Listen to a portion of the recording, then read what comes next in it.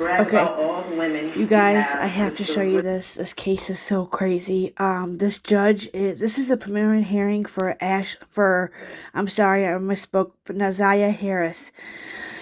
12 years old, 13 years old, pregnant, and it was murdered.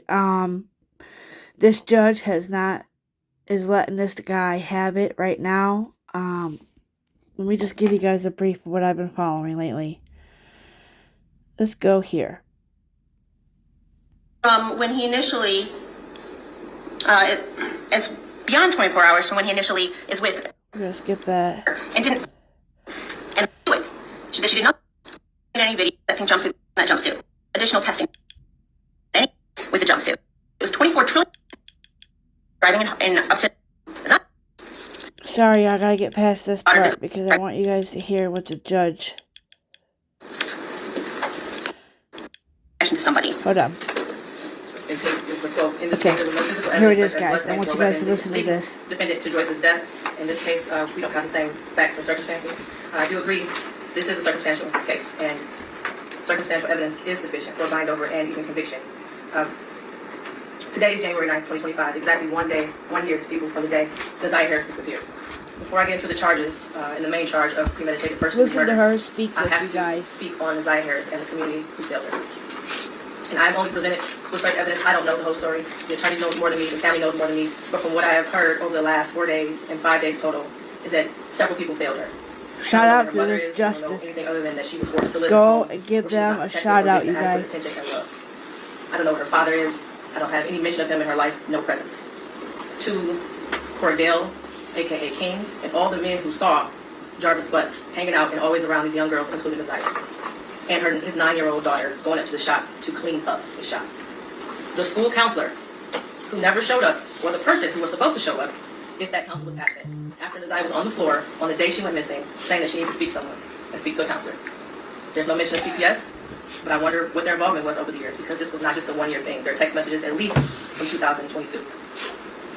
To her adoptive grandmother, Annette Harris, whose testimony, in my opinion, was very questionable. I understand why the people put her on the stand to establish Naziah's residence in the houses on Bedford and the regular routine, to establish also that Naziah was not a runaway child, that she was not a bad kid. I do believe she adopted Naziah. I do believe that she had 6 kids in the house. I believe that Naziah had on a dark hoodie the day she went missing, and that she had on red and black Nikes that day. What is hard to believe is that the defendant never came into the house as she testified. And there was also a minor that testified that he did as well. Text messages that showed between him and Naziah that he did. In the basement, saying he was going to the shower, stealing her panties. He was always lurking around the house and asking for Janiyah and Zaniyah, from what I know. I even thought about the breakfast routine and saying that all the kids like eating breakfast at school. Did they have a choice? I don't know.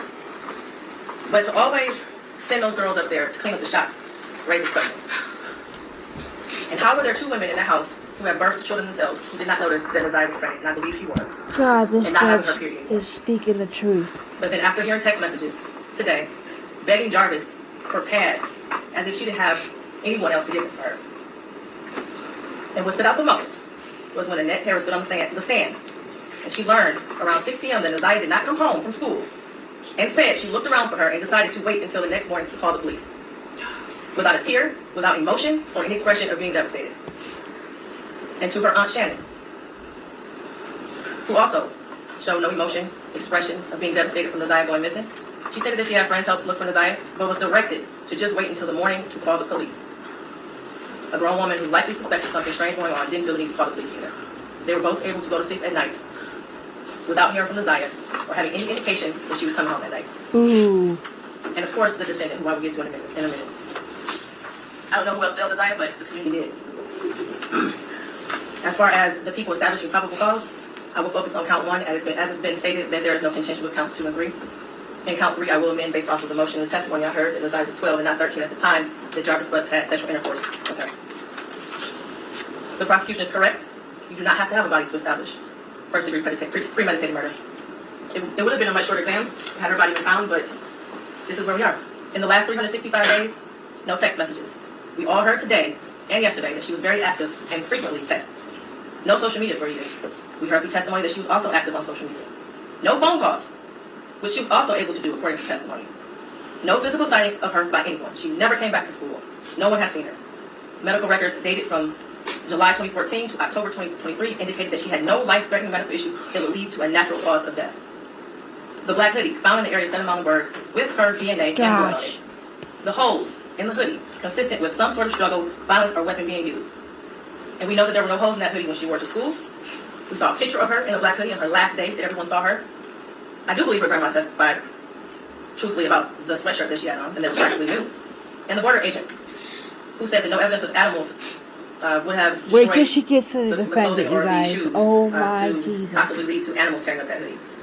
The clear glasses found in the blue Nissan the day after she went missing. The behavior of the defendant when he snatched those glasses. They looked exactly like the glasses she had on in her last picture, according to the witness.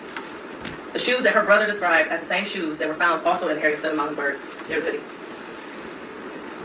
While this is still probable cause, the evidence all points to Jarvis Butts. His locations, him being seen with her last, the abortion searches, the abrupt silence between the two of them in text messages, and the constant lies he told throughout the entire investigation. And they were proven to be lies with text messages and other testimony. We may never know what happened, but from what I heard today and over the last 4 or 5 days, it appears he intended to perform what he thought was a do-it-yourself abortion on Isaiah. They went south, and instead of seeking medical attention for her, he intentionally killed her and tried his best to cover it up. As much as I want her to be alive today, there is at least probable cause to show and believe that she's dead and that she was murdered by Jarvis Butts. Mr. Butts, stand up. Right here. You've been sitting over there for 4 days with your head down, getting between and behind your attorney, with your mask on, and taking vigorous notes. I want you to pay attention and listen to everything I have to say. I've been trying to figure out for the last 5 days, you. At one point, I thought you were cognitively impaired in the beginning of this exam.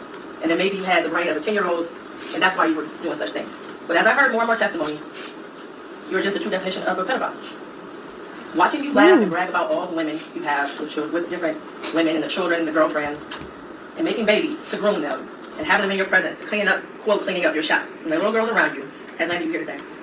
You groomed Isaiah. You played mind games with her. We all heard that. You controlled her emotionally. She was exposed to so much at such a young age. The text messages between you two were disgusting to hear. And to think that she had you saved in her phone as babe for life. Isaiah deserved so much more. And while I mentioned other people that failed her, Jarvis Butts, you were the monster. Oh. She Wow. deserved love from her parents and everyone who was in her life. She was ignored, she was neglected, and you took complete advantage of that. She wanted someone to love her, and she will never know what that feels like. Your children deserve more. As much as the defense counsel has raised issues on count 1, all that has done is raise the question of fact for the trial of fact, which means that this will be for a jury or a judge to hear in the Third Circuit. I pray for the healing of all the victims and the young girls and possibly boys who have come into contact with you. As a community, we should look at this case as a prime example of how much work we have to do when it comes to protecting our children and especially our black girls. I pray for closure and healing for all those who have been traumatized by you. And for you, Jarvis Butts, I wish you a speedy trial and that justice be delivered. Your bind over date is January 16th at 9 o'clock a.m. Anything else for the record? We're going to court. Going to trial, guys. We're going to trial, baby. We're going to trial, baby. Tell us where she's at, please. I'm sorry, Tell her where they're at. Where is she at, Jarvis? Just tell us. Okay. Jack, I'm sorry. I'm not trying to disrespect your court. People up to turn off the camera, please. Wow. As well as the mic. Can you guys believe that? Can you freaking believe that? That judge was like not having it, and I'm glad she spoke up when she did, because wow. I didn't watch the end part of that, so I'm glad we all watched that together. But I do believe that was probably one of her grandmother, her aunt. I think they're gonna have a little meeting. I don't know, the cameras are still going, so. For pads. Cannot believe that, Judge. Thank you to Justice. Let's win them. Here's him. This is Nazaya. And, we're going to trial, guys. Thank God that judge